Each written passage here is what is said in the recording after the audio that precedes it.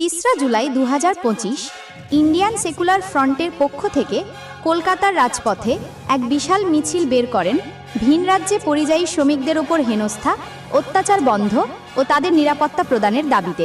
মিছিল শেষে দলের পক্ষ থেকে রাজ্যের শ্রমমন্ত্রী মলয় ঘটকের কাছে একটি স্মারকলিপিও দেওয়া হয়। প্রতি মুহূর্তের সঠিক এবং নির্ভরযোগ্য খবরের জন্য চোখ রাখুন এনবি টাইম বাংলার পর্দায়।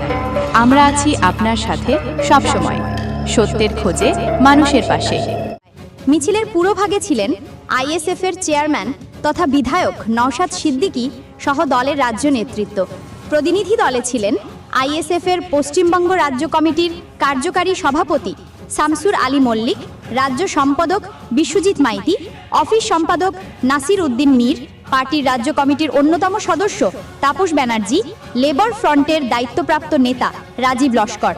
পরে প্রতিনিধি দলের পক্ষে শামসুর আলী মল্লিক বলেন, শ্রমমন্ত্রীর সঙ্গে সদর্থক আলোচনা করেছেন। তিনি আইনি সহায়তার বিষয়ে সদর্থক ভূমিকা নেবেন বলেছেন। এর আগে বিধানসভার ভেতরে দাঁড়িয়ে বিধায়ক নওশাদ সিদ্দিকী প্রস্তাব রেখেছিলেন যে পরিযায়ী শ্রমিকরা দুর্ঘটনার কবলে পড়লে বা মারা গেলে তাদের আর্থিক ক্ষতিপূরণের ব্যবস্থা সরকারকে করতে হবে এবং দায়িত্ব নিয়ে তাদেরকে বাড়িতে ফিরিয়ে আনতে হবে। সেই বিষয়ে রাজ্য সরকার বেশ কিছু প্রস্তাব মেনেছে বলে জানা গেছে। নোডাল অফিসার নিয়োগের বিষয়ে সরকারের বক্তব্য, একজন অফিসারকে দায়িত্ব দেওয়া হচ্ছে, সেই অফিসারের সঙ্গেও মন্ত্রীর উপস্থিতিতে প্রতিনিধি দল কথা হয়েছে। একটি টোল ফ্রি নম্বর চালু হয়েছে, কিন্তু সেটি আপাতত 24 ঘন্টা চালু নেই। সেটি 24 ঘন্টা চালু করার প্রতিশ্রুতি মন্ত্রী দিয়েছেন। পরিযায়ী শ্রমিকদের সহায়তার জন্য একটি মোবাইল নম্বর দেওয়া হয়েছে। শামসুর মল্লিক জানান, টোল ফ্রি নম্বর ব্যবহারের জন্য আইএসএফ এর পক্ষ থেকে পরে পরিযায়ী শ্রমিকদের প্রশিক্ষণের ব্যবস্থা করা হবে।